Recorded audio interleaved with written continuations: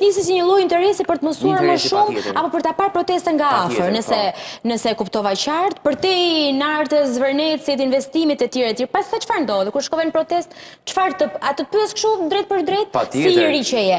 Çfarë të pëlqeu dhe çfarë nuk të pëlqeu, ose çfarë të duket çuditshme në fillim? Shko, për mua ka qenë një nga protestat që unë jam angazhuar më së tepërmi. Pra, unë kam rreth 4 vite që jetoj në Tiranë, por që nuk jam angazhuar në asnjë lloj proteste tjetër. Por këtu, Greta realisht ndjeva sikur Adheu po më thëriste, diçka brenda meje po më thëriste dhe e ndjej që duhet të bashkohesha. Me thënë të drejtë nuk ka pasur asnjë gjë shumë të çuditshme, pra çdo gjë ka sens, sepse jemi një popull që jemi kolegja e tha pak më tepër që na kanë bërë lavashtruri për 35 vitesh.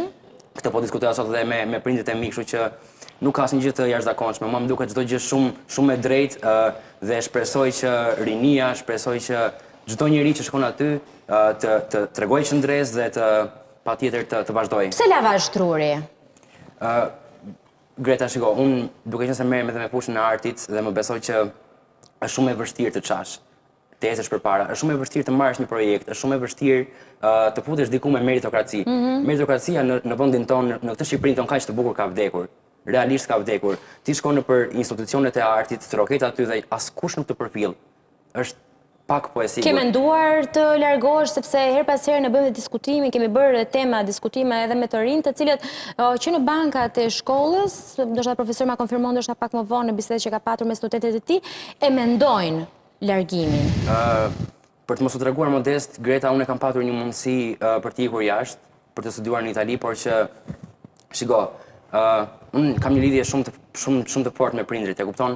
Edhe një vëlla ka ikur më përpara se mua jashtë shtetit edhe unë nuk mund ta shoh dot maman time duke qarë nga telefoni, është shumë e dhimbshme. E kupton? E ka kaluar me tim vëlla këtë gjë dhe nuk dua që ta kaloj përsëri. Derisa një vëlla ka ardhur, asaj ka plasur shpirti.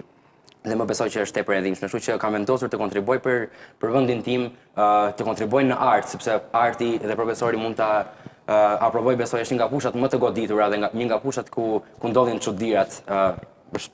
Është e drejtë. Vetëm do më presësh pak me që jemi drejt për